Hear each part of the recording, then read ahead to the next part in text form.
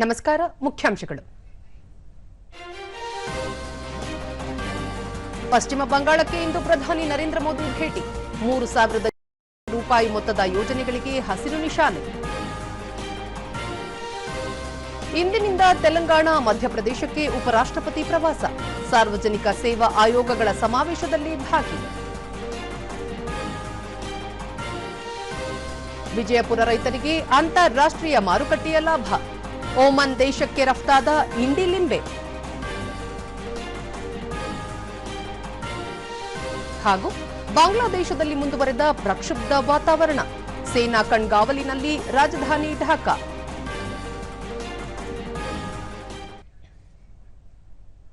ವಾರ್ತೆಗಳ ವಿವರ. ಪ್ರಧಾನಿ ನರೇಂದ್ರ ಮೋದಿ ಇಂದಿನಿಂದ ಪಶ್ಚಿಮ ಬಂಗಾಳ, ಅಸ್ಸಾಂ ರಾಜ್ಯಗಳಿಗೆ ಪ್ರವಾಸ ಕೈಗೊಳ್ಳಲಿದ್ದಾರೆ. ಭೇಟಿಯ ವೇಳೆ ಅವರು ಪಶ್ಚಿಮ ಬಂಗಾಳದ ನಾಡಿಯಾ ಜಿಲ್ಲೆಯ ರಾಣಾಘಾಟ್ನಲ್ಲಿ ರಾಷ್ಟ್ರೀಯ ಹೆದ್ದಾರಿ ಯೋಜನೆಗಳ ಶಂಕುಸ್ಥಾಪನೆ ಮತ್ತು ಉದ್ಘಾಟನೆ ನೆರವೇರಿಸಿ ಬಳಿಕ ಸಾರ್ವಜನಿಕ ಸಭೆ ಉದ್ದೇಶಿಸಿ ಮಾತನಾಡಲಿದ್ದಾರೆ. ಅಲ್ಲದೆ ಸುಮಾರು 3,200 ಕೋಟಿ ರೂಪಾಯಿ ವೆಚ್ಚದ 2 ರಾಷ್ಟ್ರೀಯ ಹೆದ್ದಾರಿ ಯೋಜನೆಗಳ ಉದ್ಘಾಟನೆ ಮತ್ತು ಶಂಕುಸ್ಥಾಪನೆ ನೆರವೇರಿಸಲಿದ್ದಾರೆ. ಈ ಯೋಜನೆಗಳು ಕೋಲ್ಕತ್ತಾ ಮತ್ತು ಸಿಲಿಗುರಿ ನಡುವೆ ಪ್ರಮುಖ ಸಂಪರ್ಕ ಕೊಂಡಿಗಳಾಗಲಿವೆ. ಇದಲ್ಲದೆ 2 ನಗರಗಳ ನಡುವಿನ ಪ್ರಯಾಣ ಸಮಯ 2 ತಾಸು ಕಡಿಮೆಯಾಗಲಿದ್ದು ವಾಹನಗಳ ಸುಗಮ ಸಂಚಾರಕ್ಕೆ ಅನುವು ಮಾಡಿಕೊಡಲಿವೆ. ನಂತರ ಪ್ರಧಾನಿ ಅಸ್ಸಾಂಗೆ 2 ದಿನಗಳ ಭೇಟಿ ನೀಡಲಿದ್ದಾರೆ. ಈ ವೇಳೆ 15,600 ಕೋಟಿ ರೂಪಾಯಿ ವೆಚ್ಚದ ಅಭಿವೃದ್ಧಿ ಕಾಮಗಾರಿಗಳಿಗೆ ಉದ್ಘಾಟನೆ ಹಾಗೂ ಶಂಕುಸ್ಥಾಪನೆ ನೆರವೇರಿಸಲಿದ್ದಾರೆ. ಭೇಟಿಯ ವೇಳೆ ಅವರು ಲೋಕಪ್ರಿಯ ಗೋಪಿನಾಥ್ ಬರ್ಡೋಲೋಯ್ ಅಂತಾರಾಷ್ಟ್ರೀಯ ವಿಮಾನ ನಿಲ್ದಾಣದಲ್ಲಿ ಅಸ್ಸಾಂನ ಜೀವ ವೈವಿಧ್ಯತೆ ಹಾಗೂ ಸಂಸ್ಕೃತಿಯನ್ನು ಬಿಂಬಿಸುವ ಬ್ಯಾಂಬೂ ಆರ್ಕಿಡ್ ಟರ್ಮಿನಲ್ ಕಟ್ಟಡವನ್ನು ಉದ್ಘಾಟಿಸಲಿದ್ದಾರೆ.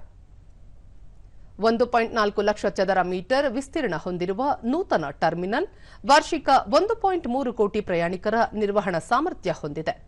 ಬಳಿಕ ಪ್ರಧಾನಿ ವಿಮಾನ ನಿಲ್ದಾಣ ಆವರಣದಲ್ಲಿ ಅಲ್ಲಿನ ಮಾಜಿ ಮುಖ್ಯಮಂತ್ರಿ ಗೋಪಿನಾಥ್ ಬರ್ಡೋಲೋಯ್ ಅವರ 80 ಅಡಿ ಎತ್ತರದ ಪ್ರತಿಮೆ ಅನಾವರಣಗೊಳಿಸಲಿದ್ದಾರೆ. ಟರ್ಮಿನಲ್ ಕಟ್ಟಡದ ಹೊರಗೆ ಅವರು ಸಾರ್ವಜನಿಕರನ್ನು ಉದ್ದೇಶಿಸಿ ಮಾತನಾಡಲಿದ್ದಾರೆ. ನಂತರ ಅವರು ಬಿಜೆಪಿ ರಾಜ್ಯ ಕಚೇರಿಯವರೆಗೆ ಬೃಹತ್ ರೋಡ್ ಶೋನಲ್ಲಿ ಭಾಗಿಯಾಗಲಿದ್ದಾರೆ. ನಾಳೆ ಪ್ರಧಾನಿ ಕ್ರೂಸ್ ಶಿಪ್ನಲ್ಲಿ ಪ್ರಯಾಣ ಬೆಳೆಸುತ್ತಾ ಪರೀಕ್ಷಾ ಪೇ ಚರ್ಚಾ ಕಾರ್ಯಕ್ರಮದಲ್ಲಿ ವಿದ್ಯಾರ್ಥಿಗಳೊಂದಿಗೆ ಸಂವಾದ ನಡೆಸಲಿದ್ದಾರೆ. ಬಳಿಕ ಅವರು ಅಸ್ಸಾಂ ಚಳವಳಿಯಲ್ಲಿ ಹುತಾತ್ಮರಾದ 860 ಯೋಧರ ಸ್ಮರಣಾರ್ಥ ನೂತನವಾಗಿ ನಿರ್ಮಿಸಲಾದ ಸ್ವಹೀದ್ ಸ್ಮಾರಕ ಕ್ಷೇತ್ರಕ್ಕೆ ಭೇಟಿ ನೀಡಲಿದ್ದಾರೆ. ಅಲ್ಲಿಂದ ನಮ್ರೂಪ್ಗೆ ತೆರಳಿ 12,000 ಕೋಟಿ ರೂಪಾಯಿ ವೆಚ್ಚದ ಅಮೋನಿಯಾ ಮತ್ತು ಯೂರಿಯಾ ರಸಗೊಬ್ಬರ ಯೋಜನೆಗೆ ಭೂಮಿ ಪೂಜೆ ನೆರವೇರಿಸಲಿದ್ದಾರೆ. ದೆಹಲಿಗೆ ತೆರಳುವ ಮುನ್ನ ಅವರು ನಮ್ರೂಪ್ನಲ್ಲಿ ಸಾರ್ವಜನಿಕರನ್ನು ಉದ್ದೇಶಿಸಿ ಮಾತನಾಡಲಿದ್ದಾರೆ.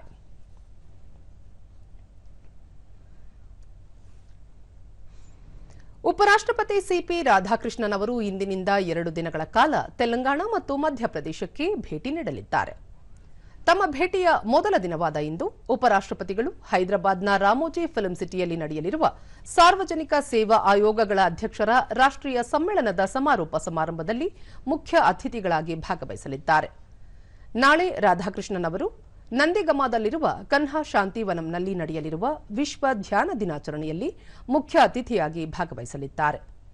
ನಂತರ ಉಪರಾಷ್ಟ್ರಪತಿಗಳು ಅಟಲ್ ಫೌಂಡೇಶನ್ ಆಯೋಜಿಸುತ್ತಿರುವ ಅಟಲ್ ಬಿಹಾರಿ ವಾಜಪೇಯಿ ಅವರ ಜನ್ಮ ಶತಮಾನೋತ್ಸವದಲ್ಲಿ ಭಾಗವಹಿಸಲು ಮಧ್ಯಪ್ರದೇಶದ ಇಂದೋರ್ಗೆ ಭೇಟಿ ನೀಡಲಿದ್ದಾರೆ.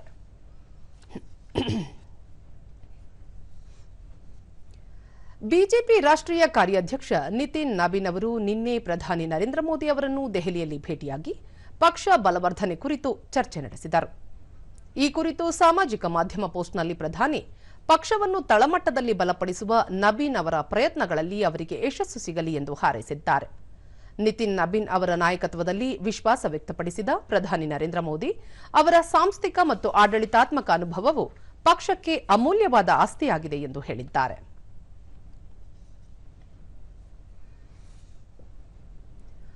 ದೇಶವನ್ನು ಪೋಲಿಯೋ ಮುಕ್ತವಾಗಿಸುವ ಗುರಿಯೊಂದಿಗೆ ನಾಳೆಯಿಂದ ರಾಜ್ಯಾದ್ಯಂತ 3 ದಿನಗಳ ಕಾಲ ರಾಷ್ಟ್ರೀಯ ಪಲ್ಸ್ ಪೋಲಿಯೋ ಅಭಿಯಾನ ಆರಂಭವಾಗಲಿದೆ. 5 ವರ್ಷದೊಳಗಿನ ಪ್ರತಿಯೊಂದು ಮಗುವಿಗೂ ಪೋಲಿಯೋ ಹನಿಯನ್ನು ಹಾಕಿಸುವ ಮೂಲಕ ಅಭಿಯಾನ ಯಶಸ್ವಿಗೊಳಿಸಬೇಕೆಂದು ಆರೋಗ್ಯ ಇಲಾಖೆ ಪೋಷಕರಲ್ಲಿ ಮನವಿ ಮಾಡಿದೆ. ಪೋಲಿಯೋ ಮಾರಕ ರೋಗವಾಗಿದ್ದು ಇದು ಮಕ್ಕಳಲ್ಲಿ ಶಾಶ್ವತ ಅಂಗವೈಕಲ್ಯವನ್ನು ಉಂಟು ಮಾಡಬಹುದು. ಈ ರೋಗಕ್ಕೆ ಯಾವುದೇ ಚಿಕಿತ್ಸೆ ಇಲ್ಲದಿದ್ದರೂ ಲಸಿಕೆಯ ಮೂಲಕ ಇದನ್ನು ಸಂಪೂರ್ಣವಾಗಿ ತಡೆಗಟ್ಟಲು ಸಾಧ್ಯವಿದೆ. 2 ಹನಿ ಲಸಿಕೆ ನಿಮ್ಮ ಮಗುವಿನ ಸುಂದರ ಭವಿಷ್ಯವನ್ನು ನಿರ್ಧರಿಸಲಿದೆ ಎಂಬ ಘೋಷವಾಕ್ಯದೊಂದಿಗೆ ಸರ್ಕಾರವು ವ್ಯಾಪಕ ಸಿದ್ಧತೆಗಳನ್ನು ಮಾಡಿಕೊಂಡಿದೆ. ಹತ್ತಿರದ ಸರ್ಕಾರಿ ಆಸ್ಪತ್ರೆಗಳು, ಅಂಗನವಾಡಿ ಕೇಂದ್ರಗಳು, ಪ್ರಾಥಮಿಕ ಆರೋಗ್ಯ ಕೇಂದ್ರಗಳು ಮತ್ತು ಬಸ್ ನಿಲ್ದಾಣ, ರೈಲ್ವೆ ನಿಲ್ದಾಣಗಳಂತಹ ಸಾರ್ವಜನಿಕ ಸ್ಥಳಗಳಲ್ಲಿ ಲಸಿಕಾ ಕೇಂದ್ರಗಳನ್ನು ಸ್ಥಾಪಿಸಲಾಗಿದೆ. ಮೊದಲ ದಿನ ಕೇಂದ್ರಗಳಲ್ಲಿ ಲಸಿಕೆ ನೀಡಲಾಗುವುದು. ನಂತರದ 2 ದಿನಗಳಲ್ಲಿ ಆರೋಗ್ಯ ಕಾರ್ಯಕರ್ತರು ಮನೆ ಮನೆಗೆ ಭೇಟಿ ನೀಡಿ ಲಸಿಕೆಯಿಂದ ವಂಚಿತರಾದ ಮಕ್ಕಳನ್ನು ಗುರುತಿಸಿ ಲಸಿಕೆ ಹಾಕಲಿದ್ದಾರೆ. ಈ ಹಿಂದೆ ಮಗುವಿಗೆ ಲಸಿಕೆ ಹಾಕಿಸಿದ್ದರೂ ಸಹ ಅಭಿಯಾನದ ಅಂಗವಾಗಿ ಮತ್ತೊಮ್ಮೆ ಲಸಿಕೆ ಹಾಕಿಸುವುದು ಸುರಕ್ಷತೆಯ ದೃಷ್ಟಿಯಿಂದ ಅತ್ಯಗತ್ಯ.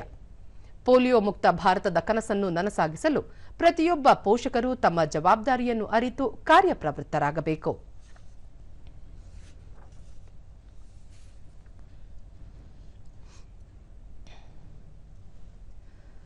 ಭಾರತೀಯ ರೈಲ್ವೆಯಲ್ಲಿ ಕಾಯ್ದಿರಿಸದ ಬೋಗಿಗಳಲ್ಲಿ ಪ್ರಯಾಣಿಸುವ ಲಕ್ಷಾಂತರ ಮಂದಿಗೆ ರೈಲ್ವೆ ಇಲಾಖೆ ಸಿಹಿ ಸುದ್ದಿ ನೀಡಿದೆ. ಡಿಜಿಟಲ್ ರೂಪದಲ್ಲಿ ಆನ್ ರಿಸರ್ವ್ಡ್ ಟಿಕೆಟ್ ಅನ್ನು ಕಾಯ್ದಿರಿಸುವ ಪ್ರಯಾಣಿಕರು ಭೌತಿಕ ಪ್ರಿಂಟ್ಔಟ್ ಹೊಂದುವುದು ಕಡ್ಡಾಯವಲ್ಲ ಎಂದು ಇಲಾಖೆ ಅಧಿಕೃತವಾಗಿ ಸ್ಪಷ್ಟಪಡಿಸಿದೆ. ಕಳೆದ ಕೆಲವು ದಿನಗಳಿಂದ ಸಾಮಾಜಿಕ ಜಾಲತಾಣಗಳು ಹಾಗೂ ಕೆಲವು ಮಾಧ್ಯಮಗಳಲ್ಲಿ ಕಾಯ್ದಿರಿಸದ ಟಿಕೆಟ್ಗಳ ಕುರಿತು ಗೊಂದಲದ ವರದಿಗಳು ಪ್ರಕಟವಾಗಿದ್ದವು. ರೈಲ್ವೆ ಇಲಾಖೆ ಇನ್ನು ಮುಂದೆ ಕಾಯ್ದಿರಿಸದ ಟಿಕೆಟ್ಗಳಿಗೂ ಪ್ರಿಂಟ್ಔಟ್ ಕಡ್ಡಾಯಗೊಳಿಸಿದೆ ಎಂಬ ಸುಳ್ಳು ಸುದ್ದಿ ಹರಡಿತ್ತು. ಇದರಿಂದ ಮೊಬೈಲ್ ಅಪ್ಲಿಕೇಶನ್ ಮೂಲಕ ಟಿಕೆಟ್ ಪಡೆಯುವ ಸಾಮಾನ್ಯ ಪ್ರಯಾಣಿಕರಲ್ಲಿ ಆತಂಕ ಮನೆ ಮಾಡಿತ್ತು. ಈ ವರದಿಗಳನ್ನು ಸಂಪೂರ್ಣವಾಗಿ ತಳ್ಳಿ ಹಾಕಿರುವ ರೈಲ್ವೆ ಇಲಾಖೆ ಹಳೆಯ ನಿಯಮಗಳೇ ಮುಂದುವರಿಯಲಿವೆ ಎಂದು ತಿಳಿಸಿದೆ.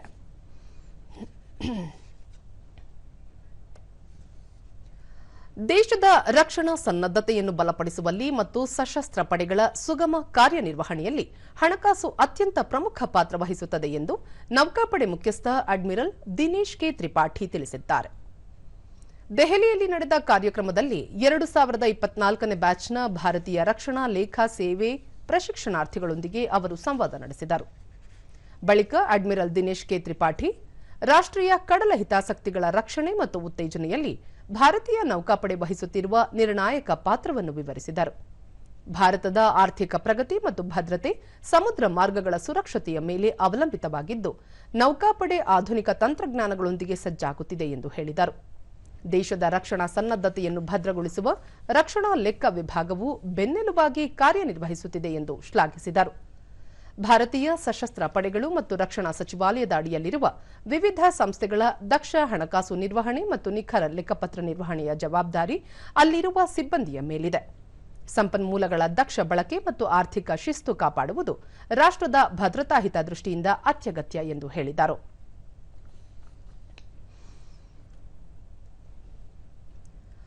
ವಿದೇಶಿ ಮೂಲದ ಅಕ್ರಮ ಆನ್ಲೈನ್ ಬೆಟ್ಟಿಂಗ್ ಮತ್ತು ಜೂಜು ವೇದಿಕೆಯ ಪ್ರಚಾರಕ್ಕೆ ಸಂಬಂಧಿಸಿದಂತೆ ಜಾರಿ ನಿರ್ದೇಶನಾಲಯವು ಕ್ರಿಕೆಟಿಗರಾದ ಯುವರಾಜ್ ಸಿಂಗ್, ರಾಬಿನ್ ಉತ್ತಪ್ಪ ಮತ್ತು ಬಾಲಿವುಡ್ ನಟರಾದ ಸೋನು ಸೂದ್, ಊರ್ವಶಿ ರೌಟೇಲಾ ಸೇರಿದಂತೆ ಹಲವು ಗಣ್ಯರ ಸುಮಾರು 7.93 ಕೋಟಿ ರೂಪಾಯಿ ಮೌಲ್ಯದ ಚರ ಮತ್ತು ಸ್ಥಿರ ಆಸ್ತಿಗಳನ್ನು ಜಪ್ತಿ ಮಾಡಿದೆ. ಮುಟ್ಟುಗೋಲು ಹಾಕಿಕೊಂಡ ಆಸ್ತಿಯಲ್ಲಿ ನಟರಾದ ಮಿಮಿ ಚಕ್ರವರ್ತಿ, ಅಂಕುಶ್ ಹಜ್ರಾ ಮತ್ತು ನೇಹಾ ಶರ್ಮಾ ಅವರ ಆಸ್ತಿ ಸಹ ಸೇರಿದೆ. ವಿದೇಶಿ ಮೂಲದ ಅಕ್ರಮ ಬೆಟ್ಟಿಂಗ್ ವೇದಿಕೆಯು ಭಾರತದಲ್ಲಿ ಕಾನೂನು ಬಾಹಿರವಾಗಿ ಬೆಟ್ಟಿಂಗ್ ಮತ್ತು ಜೂಜಾಟದ ಕಾರ್ಯಾಚರಣೆಗಳನ್ನು ನಡೆಸುತ್ತಿತ್ತು. ಈ ಸಂಬಂಧ ದಾಖಲಾದ ಹಲವಾರು ಎಫ್ಐಆರ್ಗಳ ಆಧಾರದ ಮೇಲೆ ಜಾರಿ ನಿರ್ದೇಶನಾಲಯ ಹಣ ವರ್ಗಾವಣೆ ತಡೆ ಕಾಯ್ದೆಯಡಿ ತನಿಖೆ ಕೈಗೊಂಡಿದೆ. ಕ್ರಿಕೆಟಿಗರು ಮತ್ತು ನಟ ನಟಿಯರು ವಿದೇಶಿ ಕಂಪನಿಗಳೊಂದಿಗೆ ಪ್ರಚಾರದ ಒಪ್ಪಂದಗಳನ್ನು ಮಾಡಿಕೊಂಡಿದ್ದರು. ಈ ಬೆಟ್ಟಿಂಗ್ ವೇದಿಕೆಗಳನ್ನು ಸರೋಗೇಟ್ ಬ್ರ್ಯಾಂಡ್ಗಳ ಮೂಲಕ ಪ್ರಚಾರ ಮಾಡಲು ಒಪ್ಪಂದಗಳಿಗೆ ಸಹಿ ಹಾಕಿದ್ದರು. ಈ ವೇದಿಕೆಯು ಭಾರತದಲ್ಲಿ ಕಾರ್ಯನಿರ್ವಹಿಸಲು ಯಾವುದೇ ಅಧಿಕೃತ ಅನುಮತಿ ಪಡೆದಿರಲಿಲ್ಲ. ಇದೇ ಪ್ರಕರಣಕ್ಕೆ ಸಂಬಂಧಿಸಿದಂತೆ ಕಳೆದ ಅಕ್ಟೋಬರ್ 6ರಂದು ಇಡಿ ಮತ್ತೊಂದು ದೊಡ್ಡ ಕ್ರಮ ಕೈಗೊಂಡಿತ್ತು. ಆಗ ಖ್ಯಾತ ಕ್ರಿಕೆಟಿಗರಾದ ಶಿಖರ್ ಧವನ್ ಮತ್ತು ಸುರೇಶ್ ರೈನಾ ಅವರಿಗೆ ಸೇರಿದ 11.14 ಕೋಟಿ ರೂಪಾಯಿ ಮೌಲ್ಯದ ಆಸ್ತಿಯನ್ನು ಜಪ್ತಿ ಮಾಡಲಾಗಿತ್ತು.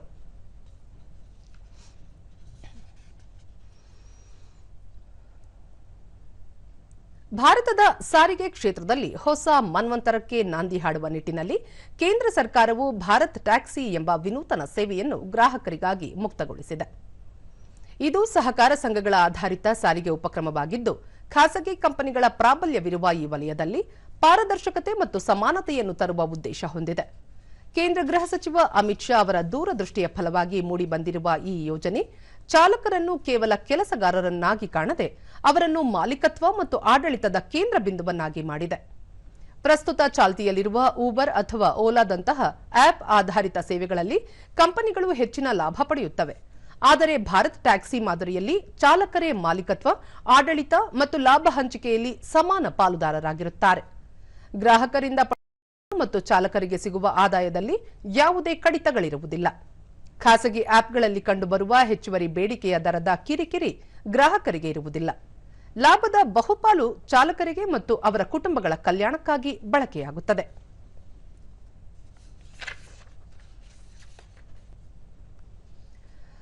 ಭಾರತದ ಕೃಷಿ ರಫ್ತು ಕ್ಷೇತ್ರದಲ್ಲಿ ಕರ್ನಾಟಕದ ವಿಜಯಪುರ ಜಿಲ್ಲೆ ಮತ್ತೊಂದು ಮಹತ್ವದ ಮೈಲಿಗಲ್ಲು ಸ್ಥಾಪಿಸಿದೆ. ಭೌಗೋಳಿಕ ಸೂಚ್ಯಂಕ ಜಿಐ ಟ್ಯಾಗ್ ಮಾನ್ಯತೆ ಪಡೆದಿರುವ ವಿಜಯಪುರದ ಇಂಡಿ ಲಿಂಬೆ ನಿನ್ನೆ ಓಮನ್ ದೇಶಕ್ಕೆ ಅಧಿಕೃತವಾಗಿ ರಫ್ತಾಗುವ ಮೂಲಕ ಅರಬ್ ಮಾರುಕಟ್ಟೆಯಲ್ಲಿ ತನ್ನ ಪ್ರಭಾವ ಹೆಚ್ಚಿಸಿಕೊಂಡಿದೆ. ಒಟ್ಟು 3 ಮೆಟ್ರಿಕ್ ಟನ್ ಇಂಡಿ ಲಿಂಬೆಯನ್ನು ಓಮನ್ ದೇಶಕ್ಕೆ ರಫ್ತು ಮಾಡಲಾಗಿದೆ. ಈ ಹಿಂದೆ 2025ರ ಆಗಸ್ಟ್ 24ರಂದು ಮೊದಲ ಬಾರಿಗೆ ದುಬೈಗೆ 3 ಮೆಟ್ರಿಕ್ ಟನ್ ರಫ್ತು ಮಾಡಲಾಗಿತ್ತು.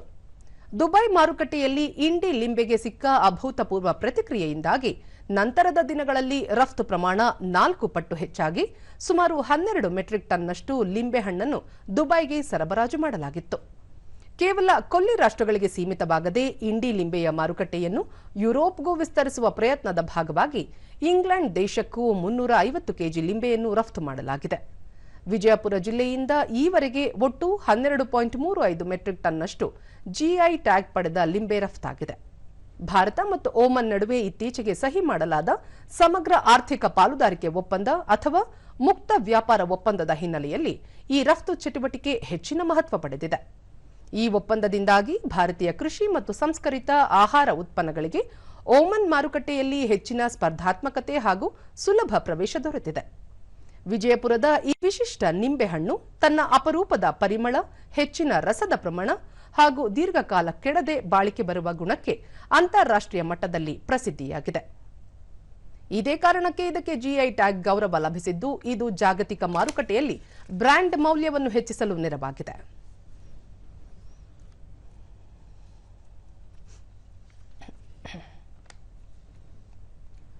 ಕೇಂದ್ರ ಸರ್ಕಾರದ ಮಹತ್ವಾಕಾಂಕ್ಷೆಯ ಡಿಜಿಟಲ್ ಬ್ಯಾಂಕಿಂಗ್ ವ್ಯವಸ್ಥೆ ಮತ್ತು ಪ್ರಧಾನಮಂತ್ರಿ ವಿಮಾ ಯೋಜನೆಗಳಿಗೆ ಒತ್ತು ನೀಡಲು ಕೆನರಾ ಬ್ಯಾಂಕ್ನ ನೂತನ ಶಾಖೆಯನ್ನು ಬೆಂಗಳೂರು ಗ್ರಾಮಾಂತರ ಜಿಲ್ಲೆ ದೊಡ್ಡಬಳ್ಳಾಪುರದ ಭಾರತ್ ಸ್ಕೌಟ್ಸ್ ಮತ್ತು ಗೈಡ್ಸ್ ಶಿಬಿರ ರಸ್ತೆಯಲ್ಲಿ ನಿನ್ನೆ ಪ್ರಾರಂಭಿಸಲಾಯಿತು. ಈ ವೇಳೆ ಕೆನರಾ ಬ್ಯಾಂಕಿನ ಪ್ರಧಾನ ವ್ಯವಸ್ಥಾಪಕ ಮಹೇಶ್ ಎಂಪೈ, ಪ್ರಾದೇಶಿಕ ವಿಭಾಗದ ಸಹಾಯಕ ಪ್ರಧಾನ ವ್ಯವಸ್ಥಾಪಕ ಕೃಷ್ಣ ಚೈತನ್ಯ ರೆಡ್ಡಿ, ಲೀಡ್ ಬ್ಯಾಂಕ್ ಹಿರಿಯ ವ್ಯವಸ್ಥಾಪಕ ಎಸ್ ಅರುಣ್ ಕುಮಾರ್ ಸೇರಿದಂತೆ ಮತ್ತಿತರರು ಉಪಸ್ಥಿತರಿದ್ದರು.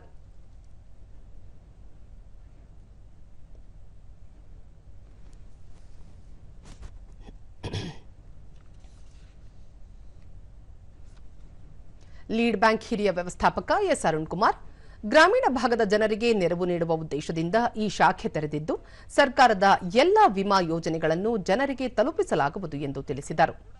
ನಮ್ಮಲ್ಲಿ ಸೌಲಭ್ಯ ಇದೆ. ಪ್ರತಿಯೊಬ್ಬ ಗ್ರಾಹಕರು ಕೂಡ ಇಲ್ಲಿ ಖಾತೆಯನ್ನ ಓಪನ್ ಮಾಡಿ ತಕ್ಷಣವಾಗಿ ಈ ಒಂದು ಸೌಲಭ್ಯವನ್ನು ಪಡ್ಕೊಂಡ್ರೆ ಅವರಿಗೆ, ಅವರ ಮನೆಯವರಿಗೆ ಅಂದ್ರೆ ಫ್ಯಾಮಿಲಿ ಮೆಂಬರ್ಸ್ಗೆ ಇದು ತುಂಬಾ ಅನುಕೂಲವಾಗಿರುತ್ತೆ. ದೂರದರ್ಶನ ಗ್ರಾಹಕ ಮುನಿಯಪ್ಪ, ತಮ್ಮ ಆರ್ಥಿಕ ಅವಶ್ಯಕತೆಗಳಿಗಾಗಿ ನೆರವಾಗುವ ಮೂಲಕ ಕೆನರಾ ಬ್ಯಾಂಕ್ ಜನಸ್ನೇಹಿಯಾಗಿದೆ. ನಗದು ರಹಿತ ವ್ಯವಹಾರಕ್ಕೆ ಒತ್ತು ನೀಡುತ್ತಿದೆ.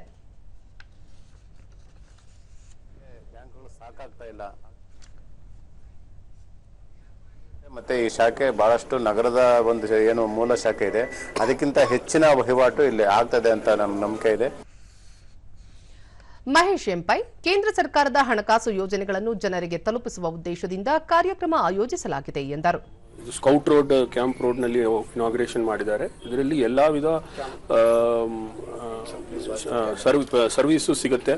ಎಲ್ಲ ಬ್ಯಾಂಕಿಂಗ್ ಸರ್ವಿಸ್ ಸೌಜನ್ಯ ಇಲ್ಲಿ ಸಿಗುತ್ತೆ. ನಮ್ಮ ಬ್ರಾಂಚ್ ಮ್ಯಾನೇಜರು ಇವರು ರೇಣುಕಾದೇವಿ ಅಂತ, ಅವರು ಇಲ್ಲಿ ಎಲ್ಲ ವಿಧ ನಮ್ಮ PM ಸಹಾಯ ಸ್ಕೀಮ್ಸು, ಎಲ್ಲ ವಿಧ ಸ್ಕೀಮ್ಸು ಇಲ್ಲಿ ಸಿಗುತ್ತೆ. ಪ್ರಾದೇಶಿಕ ವಿಭಾಗದ ಸಹಾಯಕ ಪ್ರಧಾನ ವ್ಯವಸ್ಥಾಪಕ ಕೃಷ್ಣ ಚೈತನ್ಯ ರೆಡ್ಡಿ, ಕೇಂದ್ರ ಸರ್ಕಾರದ ಅಟಲ್ ಪಿಂಚಣಿ ಯೋಜನೆ ಸೇರಿದಂತೆ ಎಲ್ಲ ಸೌಲಭ್ಯಗಳನ್ನು ಡಿಜಿಟಲೀಕರಣ ಮಾಡುವ ಮೂಲಕ ಫಲಾನುಭವಿಗಳಿಗೆ ತಲುಪಿಸಲಾಗುತ್ತಿದೆ ಎಂದರು. ಅವ್ರಿಗಿರುವಂತಹ ಯೋಜನೆಗಳ ಬಗ್ಗೆ ಮತ್ತು ಸಾರ್ವಜನಿಕರಿಗೆ ತಮ್ಮ ಇಲಾಖೆಗಳಿಂದ ಏನು ತಿಳಿಸ್ಕೊಡ್ಬೇಕಂತ ಹೇಳುತ್ತಾ ಈಗ ಜಾಹೀರಾತು, ನಂತರ ವಾರ್ತಾ ಪ್ರಸಾರ ಮುಂದುವರಿಯುವುದು. ಚಿಂತಾಮಣಿ, ಯಾಕಿಷ್ಟು ಚಿಂತೆ ಮಾಡ್ತೀಯಾ? ಕಳೆಗಳಿಂದ ತೊಂದರೆ ಆಗಿದೆಯಾ? ಹೌದು, ಇಗೋ ಇಲ್ಲಿದೆ ಸ್ಟೀಲ್ MS210 ಪವರ್ ವೀಡರ್. ಕಳೆಗಳನ್ನ ಸಡಿಬಿಡಿಯಿರಿ, ಪ್ರತಿ ಬಾರಿಯೂ ಒಳ್ಳೆ ಇಳುವರಿ ಪಡೆಯಿರಿ. ನೀನೇ ನನ್ನ ಮನೆಯ ರಾಣಿ, ಇದೇ ನನ್ನ ತೋಟದ ರಾಜ. ಸ್ಟೀಲ್ ಉಪಕರಣ ತರುವುದು ಪರಿವರ್ತನೆ. ಗಡಿ ಭದ್ರತಾ ಪಡೆಯ ಸಾಧಕರನ್ನು ಗೌರವಿಸುವ ಸಲುವಾಗಿ ಬೆಂಗಳೂರಿನ ಎಸ್ಟಿಸಿ ಬಿಎಸ್ಎಫ್ ಕೇಂದ್ರದ ತರಂಗ ಸಭಾಂಗಣದಲ್ಲಿ ನಿನ್ನೆ ಅದ್ಧೂರಿ ಪದಕ ಪ್ರದಾನ ಸಮಾರಂಭವನ್ನು ಆಯೋಜಿಸಲಾಗಿತ್ತು. ದೇಶಕ್ಕಾಗಿ ಸಲ್ಲಿಸಿದ ಅಪ್ರತಿಮ ಸೇವೆಗಾಗಿ 4 ಅಧಿಕಾರಿಗಳು ಮತ್ತು ಸಿಬ್ಬಂದಿಗೆ ರಾಷ್ಟ್ರಪತಿಗಳು ಘೋಷಿಸಿದ್ದ ಪದಕಗಳನ್ನು ಈ ಸಂದರ್ಭದಲ್ಲಿ ವಿತರಿಸಲಾಯಿತು. ಕಾರ್ಯಕ್ರಮದಲ್ಲಿ ಬಿಎಸ್ಎಫ್ ಕಮಾಂಡೆಂಟ್ ಸತೀಶ್ ಕುಮಾರ್ ಸೇರಿದಂತೆ ಹಲವು ಹಿರಿಯ ಅಧಿಕಾರಿಗಳು ಪಾಲ್ಗೊಂಡಿದ್ದರು. ದಕ್ಷಿಣ ಭಾರತದ 4 ನಿವೃತ್ತ ಬಿಎಸ್ಎಫ್ ಅಧಿಕಾರಿಗಳಾದ Lawrence B Paul, Krishna, Satish Babu ಮತ್ತು ಜೋಲಿ ಜೆ ಅವರಿಗೆ ಪದಕ ನೀಡಿ ಗೌರವಿಸಲಾಯಿತು. ಬೆಂಗಳೂರು ಬಿಎಸ್ಎಫ್ ಐಜಿ ದಿನೇಶ್ ಕುಮಾರ್ ಅವರು ಈ ಪದಕಗಳನ್ನು ಪ್ರದಾನ ಮಾಡಿದರು.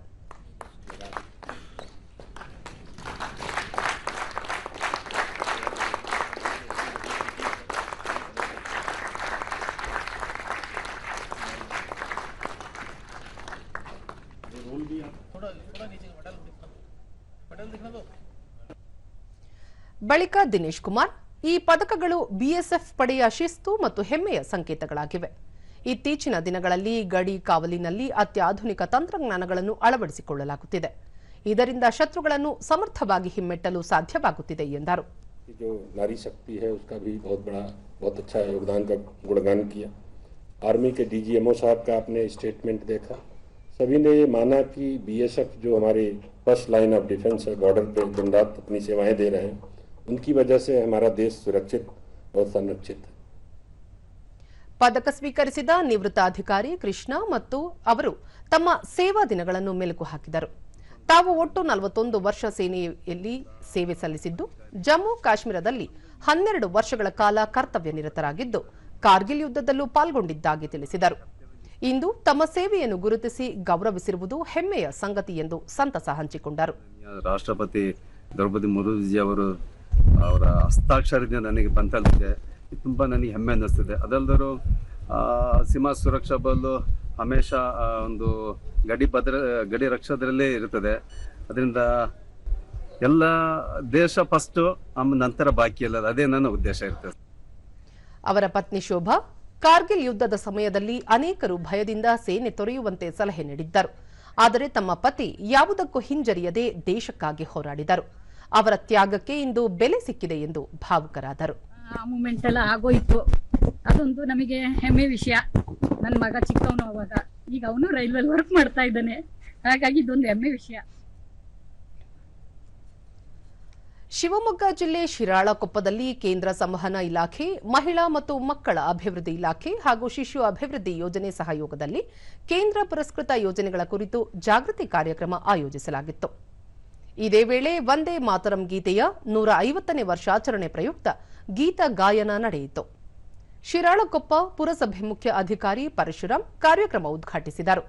ಲೀಡ್ ಬ್ಯಾಂಕ್ ಅಧಿಕಾರಿ ಗುಡದಯ್ಯ, ಕೇಂದ್ರ ಸಂವಹನ ಇಲಾಖೆಯ ಲಕ್ಷ್ಮೀಕಾಂತ್ ಮತ್ತಿತರರು ಉಪಸ್ಥಿತರಿದ್ದರು.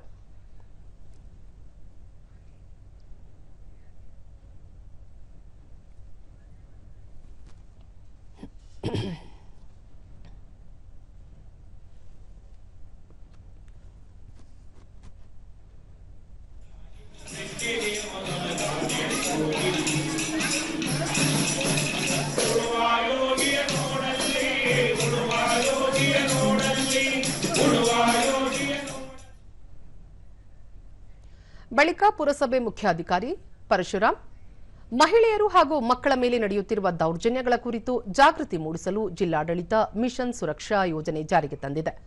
ಮಕ್ಕಳು ಹಾಗೂ ತಾಯಂದಿರ ಆರೋಗ್ಯ ರಕ್ಷಣೆಗಾಗಿ ಸರ್ಕಾರ 10 ಹಲವು ಯೋಜನೆಗಳನ್ನು ರೂಪಿಸಿದೆ ಎಂದು ತಿಳಿಸಿದರು. ಮಕ್ಕಳ ಮೇಲಿನ ದೌರ್ಜನ್ಯವನ್ನ ಆದಷ್ಟು ತಡೆಗಟ್ಟಬೇಕು. ಅದರ ಪ್ರಕರಣಗಳ ಸಂಖ್ಯೆ ನಮ್ಮಲ್ಲಿ ಕಡಿಮೆ ಆಗಬೇಕು. ನಾವು ಒಳ್ಳೆ ಸುಸಂಸ್ಕೃತ ಅಥವಾ ವ್ಯವಸ್ಥಿತ ಸಮಾಜವನ್ನು ನಿರ್ಮಾಣ ಮಾಡಬೇಕು ಅನ್ನೋ ಉದ್ದೇಶದಲ್ಲಿ ನಮ್ಮ ಜಿಲ್ಲಾಡಳಿತ ಮಿಷನ್ ಸುರಕ್ಷಾ ಅಂತಕ್ಕಂಥದ್ದನ್ನ ಈ ಒಂದು ಕಾರ್ಯಕ್ರಮವನ್ನು ಫಲಾನುಭವಿ ಭಾರತಿ ಕೇಂದ್ರ ಸರ್ಕಾರದ ಮಾತೃವಂದನಾ ಯೋಜನೆಯಿಂದ ತಮ್ಮ ಖಾತೆಗಳಿಗೆ ನೇರವಾಗಿ ಹಣ ಬರುತ್ತಿದ್ದು ಆರೋಗ್ಯ ರಕ್ಷಣೆಗೆ ಅನುಕೂಲವಾಗಿದೆ ಎಂದರು.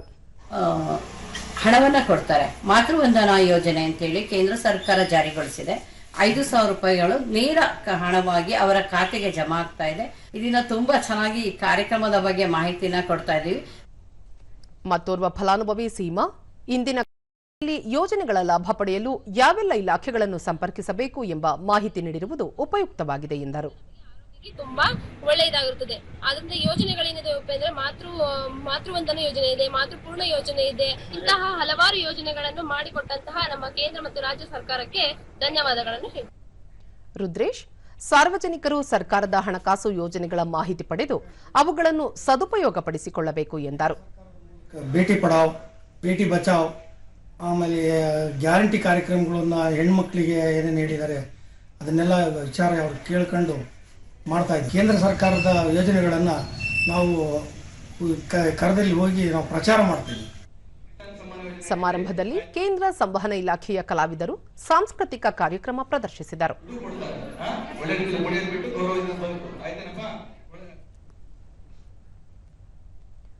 ಕೇಂದ್ರ ಸರ್ಕಾರದ ರಾಷ್ಟ್ರೀಯ ಬಾಲ ಸ್ವಾಸ್ಥ್ಯ ಯೋಜನೆಯಡಿ ಮಕ್ಕಳಲ್ಲಿ ಆರೋಗ್ಯ ಸಮಸ್ಯೆಗಳನ್ನು ಆರಂಭದಲ್ಲೇ ಪತ್ತೆ ಹಚ್ಚಿ ಉಚಿತ ಚಿಕಿತ್ಸೆ ನೀಡುವ ಉದ್ದೇಶ ಹೊಂದಲಾಗಿದೆ. ಕೋಲಾರ ಜಿಲ್ಲೆಯಲ್ಲಿ ಈ ಯೋಜನೆ ಯಶಸ್ವಿಯಾಗಿ ಅನುಷ್ಠಾನಗೊಳ್ಳುತ್ತಿದ್ದು ಸರ್ಕಾರಿ ಮತ್ತು ಅನುದಾನಿತ ಶಾಲೆಗಳಲ್ಲಿ ಮಕ್ಕಳ ಕಣ್ಣಿನ ತಪಾಸಣೆ ನಡೆಸಲಾಗುತ್ತಿದೆ. ಜೊತೆಗೆ ಮಕ್ಕಳಲ್ಲಿರುವ ಕಾಯಿಲೆಗಳನ್ನು ಪತ್ತೆ ಹಚ್ಚಲಾಗುತ್ತಿದೆ.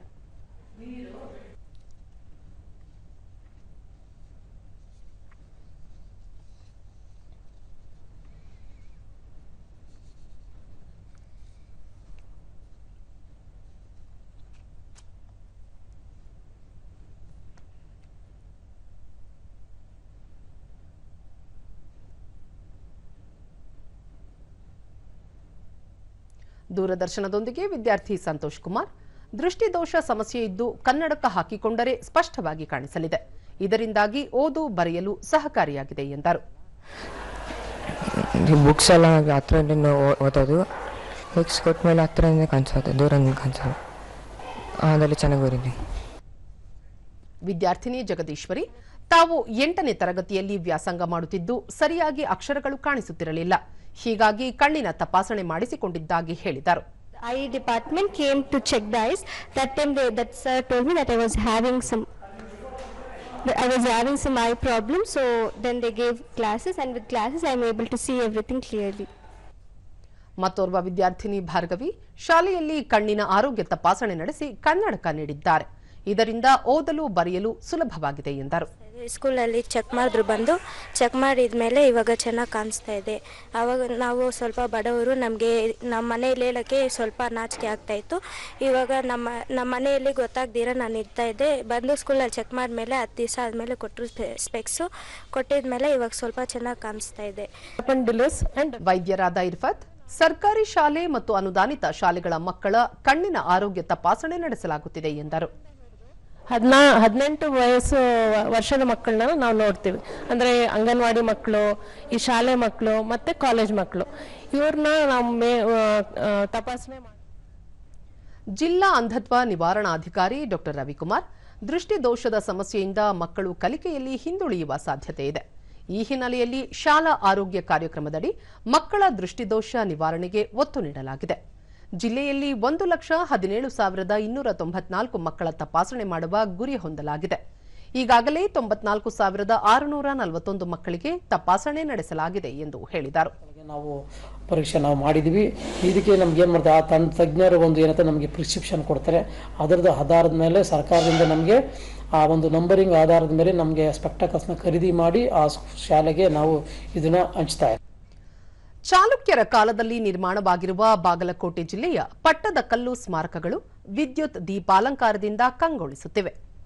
ಕೇಂದ್ರ ಸರ್ಕಾರದ ಪುರಾತತ್ವ ಇಲಾಖೆ ಮತ್ತು ಇಂಡಿಯನ್ ಆಯಿಲ್ ಕಾರ್ಪೊರೇಷನ್ ಸಂಸ್ಥೆ ವತಿಯಿಂದ 1 ಕೋಟಿ ರೂಪಾಯಿಗೂ ಅಧಿಕ ವೆಚ್ಚದಲ್ಲಿ ವಿದ್ಯುತ್ ದೀಪಾಲಂಕಾರ ಮಾಡಲಾಗಿದೆ.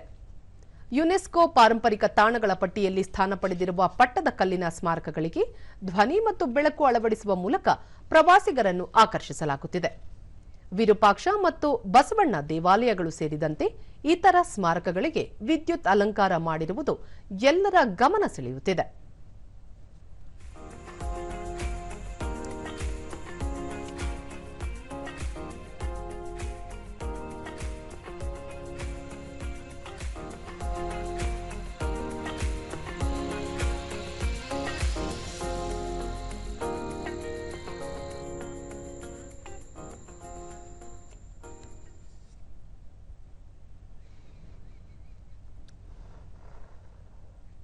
ದೂರದರ್ಶನದೊಂದಿಗೆ ಜಿಲ್ಲಾಧಿಕಾರಿ ಸಂಗಪ್ಪ, ಕಳೆದ ವರ್ಷ ವಿಜಯಪುರದಲ್ಲಿರುವ ಗೋಲಗುಮ್ಮಟಕ್ಕೆ ವಿದ್ಯುತ್ ಅಲಂಕಾರ ಮಾಡಲಾಗಿತ್ತು.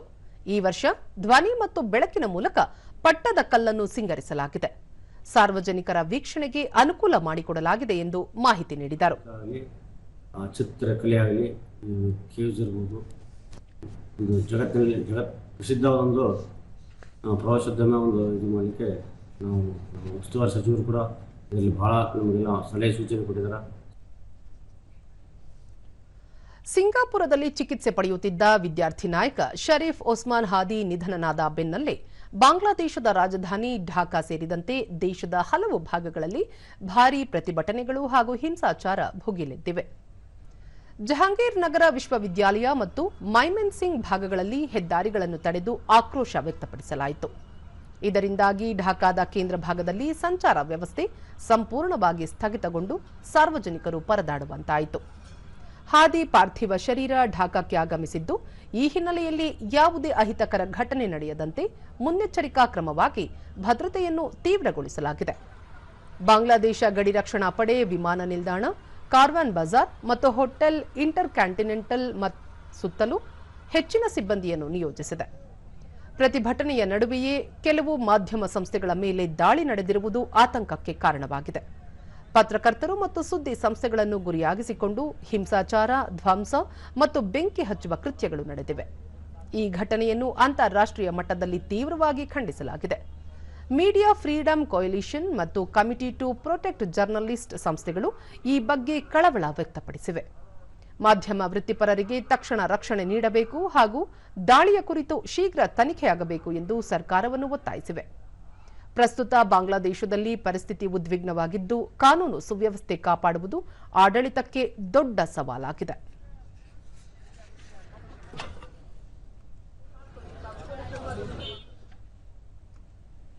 ಕೊನೆಯಲ್ಲಿ ಮತ್ತೊಮ್ಮೆ ಮುಖ್ಯಾಂಶಗಳು. ಪಶ್ಚಿಮ ಬಂಗಾಳಕ್ಕೆ ಇಂದು ಪ್ರಧಾನಿ ನರೇಂದ್ರ ಮೋದಿ ಭೇಟಿ, 3,200 ಕೋಟಿ ರೂಪಾಯಿ ಮೊತ್ತದ ಯೋಜನೆಗಳಿಗೆ ಹಸಿರು ನಿಶಾನೆ. ಇಂದಿನಿಂದ ತೆಲಂಗಾಣ, ಮಧ್ಯಪ್ರದೇಶಕ್ಕೆ ಉಪರಾಷ್ಟ್ರಪತಿ ಪ್ರವಾಸ, ಸಾರ್ವಜನಿಕ ಸೇವಾ ಆಯೋಗಗಳ ಸಮಾವೇಶದಲ್ಲಿ ಭಾಗಿ. ವಿಜಯಪುರ ರೈತರಿಗೆ ಅಂತಾರಾಷ್ಟ್ರೀಯ ಮಾರುಕಟ್ಟೆಯ ಲಾಭ, ಓಮನ್ ದೇಶಕ್ಕೆ ರಫ್ತಾದ ಇಂಡಿ ಲಿಂಬೆ. ಹಾಗೂ ಕ್ರಿಕೆಟ್ ಹಾಗೂ ಬಾಂಗ್ಲಾದೇಶದಲ್ಲಿ ಮುಂದುವರೆದ ಪ್ರಕ್ಷುಬ್ಧ ವಾತಾವರಣ, ಸೇನಾ ಕಣ್ಗಾವಲಿನಲ್ಲಿ ರಾಜಧಾನಿ ಢಾಕಾ. ವೀಕ್ಷಕರೇ, ನಮ್ಮ ವಾರ್ತಾ ಪ್ರಸಾರವನ್ನು ನೀವು ಡಿಡಿ ಚಂದನ ನ್ಯೂಸ್ ಯೂಟ್ಯೂಬ್, ಎಕ್ಸ್ ಖಾತೆ, ಇನ್ಸ್ಟಾಗ್ರಾಂ, ಫೇಸ್ಬುಕ್ ಹಾಗೂ ವಾಟ್ಸ್ಆಪ್ ಮೂಲಕವೂ ವೀಕ್ಷಿಸಬಹುದು. ನಮ್ಮ ಮುಂದಿನ ವಾರ್ತಾ ಪ್ರಸಾರ ಮಧ್ಯಾಹ್ನ 1 ಗಂಟೆಗೆ. ನಮಸ್ಕಾರ.